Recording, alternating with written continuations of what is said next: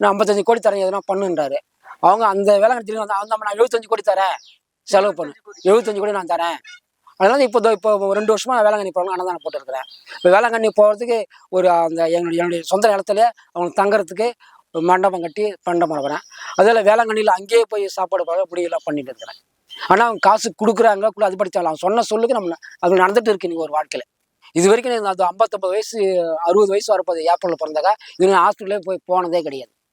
நோயினே வராது.